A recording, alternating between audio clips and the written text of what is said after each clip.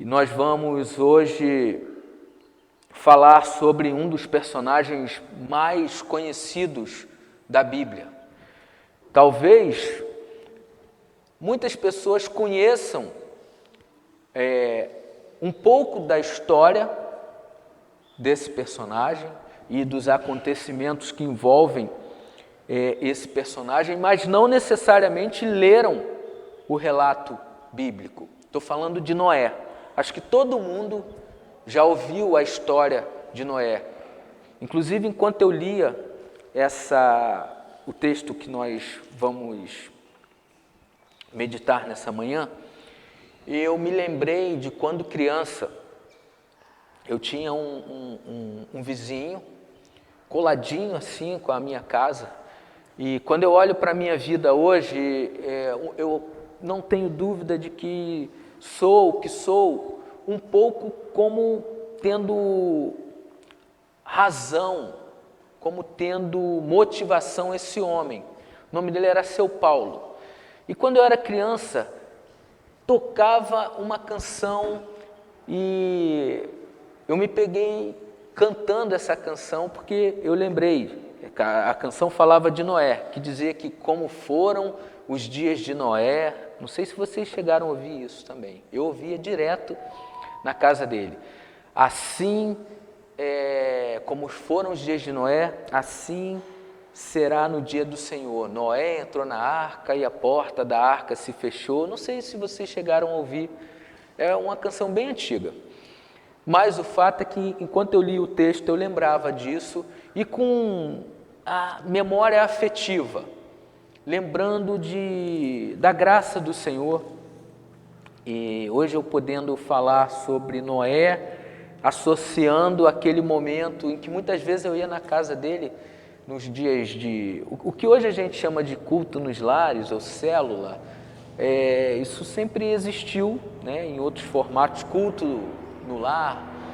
E aí eu descobri depois de tanto tempo que eu não ia só por causa do pastelzinho, do salgadinho, do cachorro quente, era a mão do Senhor conduzindo a minha vida, né? Então hoje nós vamos ler esse relato. Eu pretendo falar em outros momentos, outras mensagens sobre Noé, mas hoje nós vamos ler Gênesis capítulo 6, nós faremos a leitura a partir do verso 5. Gênesis capítulo 6, vocês estão me ouvindo bem aí? Então, né? Então, Miguel está ali na sonoplastia. Obrigado, Miguel. Gênesis 6, versículo de número 5. Esse é um capítulo que trata dos efeitos da tragédia do pecado na realidade dos homens. Fala da corrupção de toda a humanidade.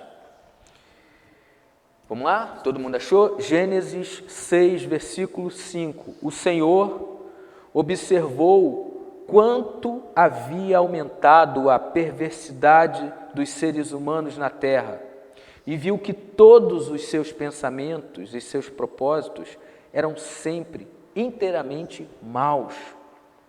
E o Senhor se arrependeu de tê-los criado e colocado na terra. Isto lhe causou imensa tristeza. O Senhor disse: eliminarei da face da terra essa raça humana que criei, sim, e também destruirei todos os seres vivos, as pessoas, os grandes animais, os animais que rastejam pelo chão e até as aves do céu. Arrependo-me de tê-los criado. Verso 8. Noé, porém, encontrou favor diante do Senhor. Agora, vamos ler o versículo de número 11. Perdão, versículo 9, né? Este é o relato de Noé e sua família. Noé era um homem justo, a única pessoa íntegra naquele tempo, e andava em comunhão com Deus. Até aqui. Perdão, eu tinha dito 11, mas era até o 9. Então, esse texto, ele traz a narrativa de um personagem muito conhecido, Noé, de um momento muito difícil da humanidade. A humanidade ela está sob os efeitos do pecado. A humanidade ela está experimentando aquilo que a gente pode chamar de os efeitos colaterais do pecado. A realidade dos homens nesse período é uma realidade horrorosa.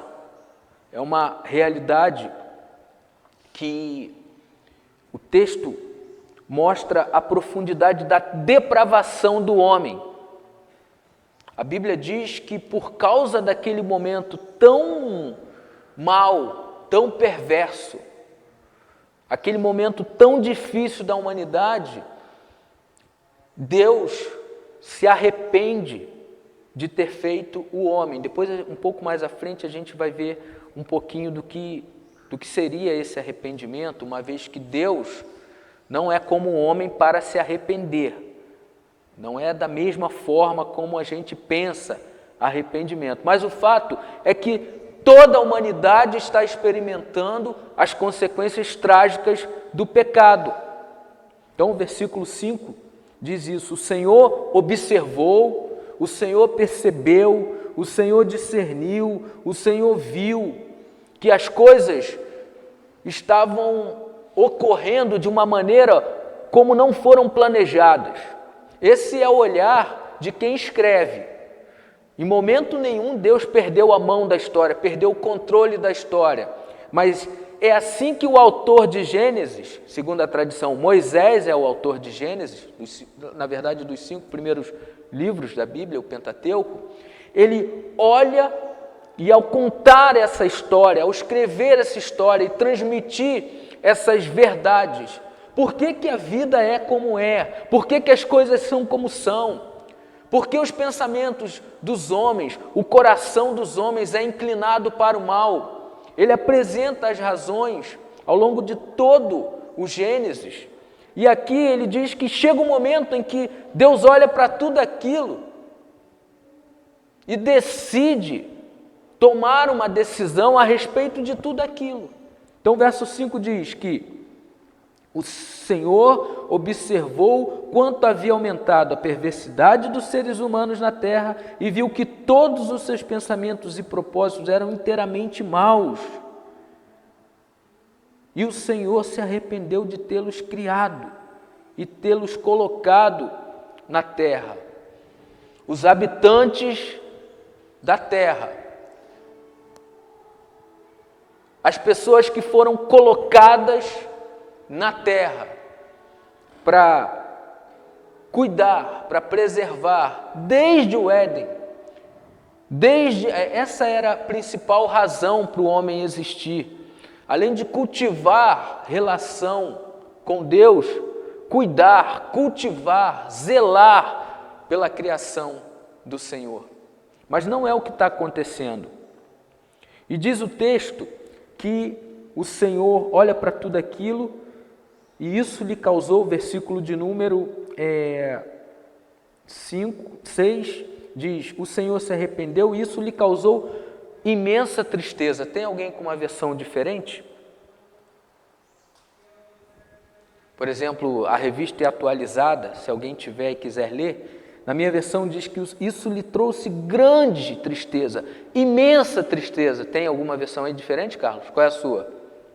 Então se arrependeu o Senhor de ter feito o homem na terra e isso lhe pesou no coração. E isso lhe pesou no coração.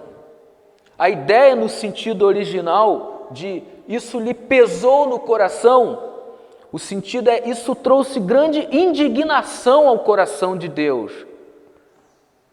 Isso feriu o coração de Deus. Isso magoou o coração de Deus. É esse o sentido. Porque as coisas não foram criadas para funcionar como estavam funcionando. Bem como isso também é uma verdade em nossos dias. As coisas, elas não mudaram do ponto de vista da realidade do pecado. O pecado está aí. E isso, quando a gente lê o texto bíblico, deve trazer algo para as nossas vidas. E já aqui fazendo uma aplicação, o nosso pecado, à medida que a gente procura viver uma vida alienada daquele que nos criou, diferente daquilo que foi planejado por Deus, isso traz esse peso e essa indignação, essa ira ao coração de Deus. Tem esse sentido também. Então, assim vivia a humanidade. E o verso 6 mostra isso. Deus se arrepende de tê-los criado e isso lhe causa imensa tristeza. E ele decide então varrer, eliminar da terra os seus habitantes e tudo que nela existia. Eu li uma ilustração a respeito desse fato, né, dessa realidade. Seria quase que o mesmo. A ilustração dizia que imagina um pai que tem o seu filho e que ama o seu filho e que tem que tomar uma decisão muito grave por conta do jeito inconsequente do seu filho viver. Seu filho comete crimes e o seu pai que é justo, o seu pai que é honesto, o seu pai que é correto, sabe que o seu filho tem que pagar por aquilo que fez. Então, é mais ou menos como se o pai, não podendo fugir daquilo que é certo, que é justo, pegasse o seu filho e conduzisse o seu filho até as autoridades, para que as autoridades pudessem ali aplicar a lei. Mas ele faz isso com grande pesar no coração. Ele não faz isso contente. Ele não faz isso feliz. Ele não faz isso com gosto. Ele não faz isso sem que o seu coração viva as consequências desse ato. Então é mais ou menos isso que acontece, isso do ponto de vista humano, né? Do que a gente, como gente finita, é capaz de descrever por meio de linguagem humana. Deus decide aplicar uma sentença, um juízo à sua criação, aos homens, aqueles que, na verdade, estavam corrompendo e se deixando corromper e corrompendo outros, ao ponto aqui da linhagem mais piedosa, a linhagem de Sete, né? Ela já está misturada com a linhagem de Caim, e a maldade, então, ter atingido mesmo as pessoas ali de uma linhagem mais piedosa. Essas pessoas estavam todas corrompidas, e Deus olha para aquilo e diz: isso não pode ficar assim.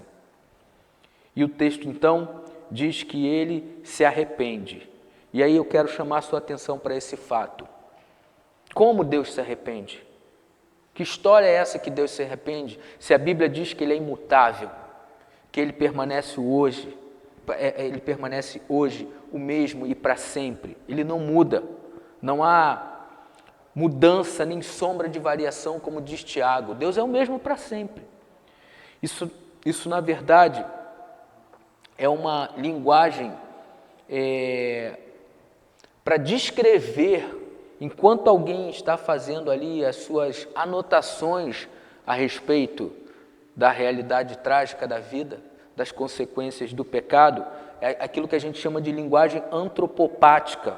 É uma forma de descrever em termos de experiência humana como Deus reage.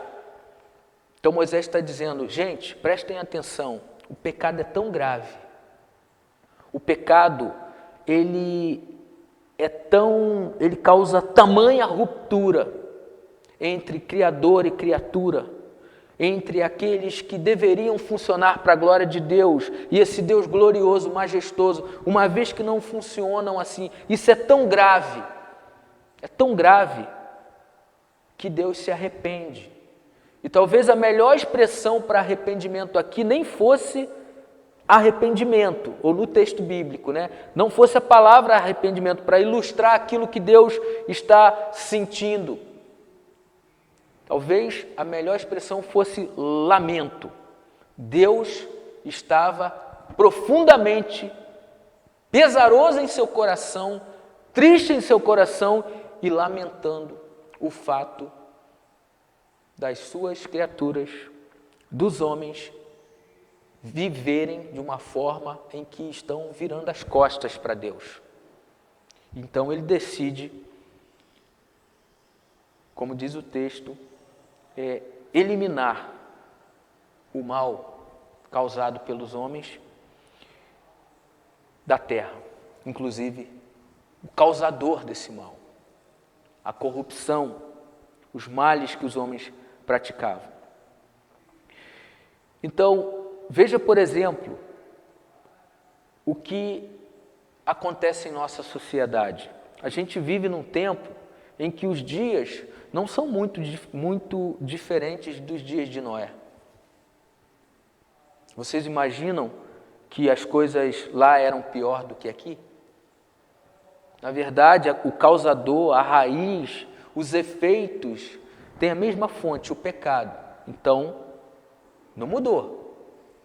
A razão, a motivação para que homens sejam impiedosos, sem compaixão, gananciosos,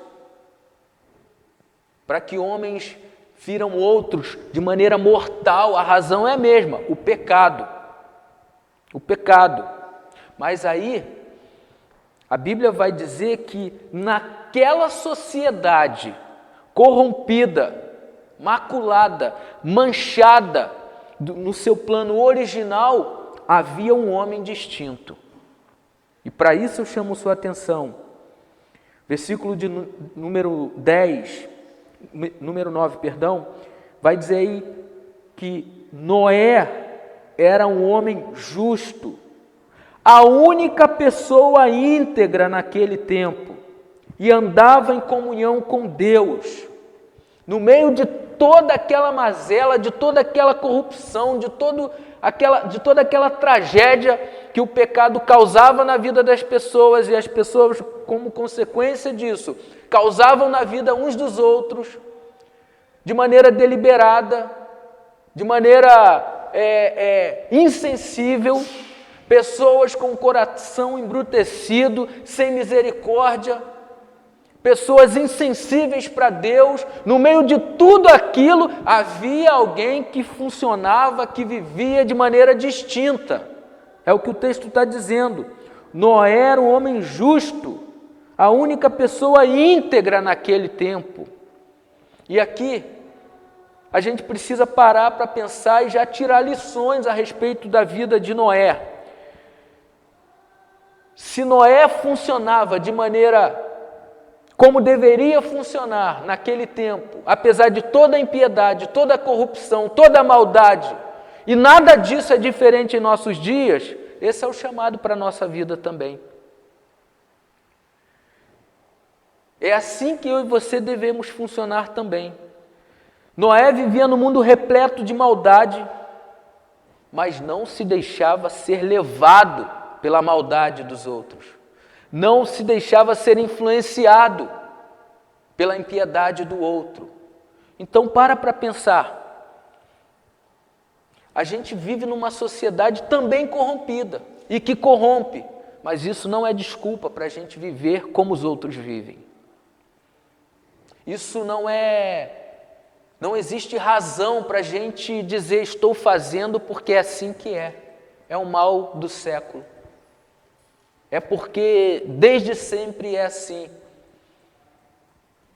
Noé não age dessa maneira, ele vive como alguém íntegro, justo, como alguém que foi separado por Deus para glorificar a Deus, porque é alguém que, como diz o texto, andava em comunhão com Deus. É o mesmo chamado para mim e para você hoje. A gente precisa olhar para os dias maus e funcionar como homens e mulheres, como povo, como uma igreja íntegra diante de Deus e diante dos homens. Porque é isso que vai glorificar a Deus. Bem como uma vez que a gente deixa de funcionar a isso, é isso que vai desonrar a Deus também e trazer pesar ao coração de Deus. Profunda tristeza ao coração de Deus.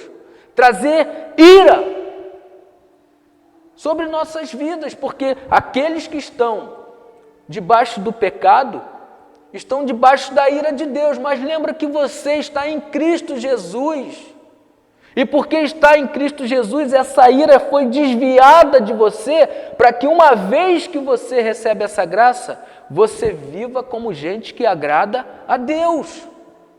Você funcione de uma maneira distinta daqueles que não querem viver para a glória de Deus. É assim que nós devemos funcionar. Naqueles dias, como diz o verso 5, a perversidade havia aumentado, se multiplicado, e em nossos dias isso continua acontecendo. Você consegue perceber que você vive numa sociedade corrompida, numa sociedade perversa, numa sociedade má, numa sociedade que relativiza o que é certo, porque o que passa a ser bom para o outro, independente se é bom, vale a pena fazer de qualquer jeito, mesmo que não seja o jeito certo de fazer as coisas. Os valores, eles estão invertidos, os bons costumes e princípios se foram. Mas assim como Noé, eu e você somos chamados para viver de maneira íntegra, diante de Deus, diante dos homens, para que os homens percebam em nossas ações sinais da presença desse Deus Criador, majestoso, glorioso, que é amor e que perdoa pecados, e possam assim ser despertados também para experimentar essa mesma coisa, graça aos olhos de Deus. Então, Noé, porém, verso 8, encontrou favor diante do Senhor. Mas Noé também era pecador. Noé é filho de Adão, da geração, da descendência de Adão. É um ser caído como eu e você. Ou era um ser caído como eu e você. Mas era alguém que no íntimo do seu coração desejava nutrir comunhão com Deus, andar com Deus, apesar de olhar para o lado e encontrar razões para dizer: todo mundo faz, eu vou fazer. Todo mundo é assim que eu vou fazer. Não precisa ser diferente, uma vez que eu vivo numa sociedade em que todos são iguais, todos pensam da mesma maneira. Aqueles que são chamados para andar com Deus devem pensar com a mente de Deus. Aqueles que são chamados à comunhão com Deus devem honrar os seus deuses. Nos dias de Noé, que eram maus, Noé só está sendo lembrado porque ele foi uma pessoa distinta dos outros. Eu não esqueço de uma vez que a gente teve um encontro aqui com alguns jovens, alguns anos, estavam aqui os filhos da Juliana, alguns de vocês conhecem, Juliana Help.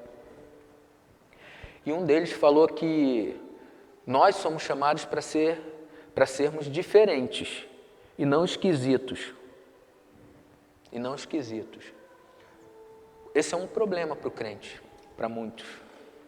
Ele acha que é para viver como gente esquisita. Não, é para viver como gente distinta.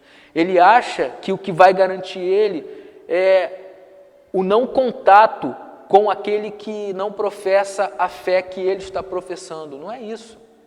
É ser diferente diante daquele que pensa diferente. É ser distinto diante daquele que escolhe viver de maneira diferente. Não ser esquisito.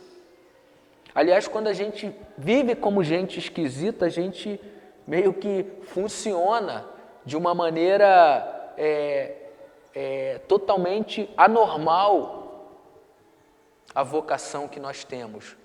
Uma vez que funcionamos como gente distinta na presença do Senhor e na presença dos homens, Deus é percebido, Deus é lembrado, Deus é honrado, Deus se alegra, Deus se satisfaz, se deleita com seus filhos que andam em comunhão, que andam de maneira íntegra, apesar de todos ao seu redor, de uma sociedade inteira funcionar de maneira esquisita e feia.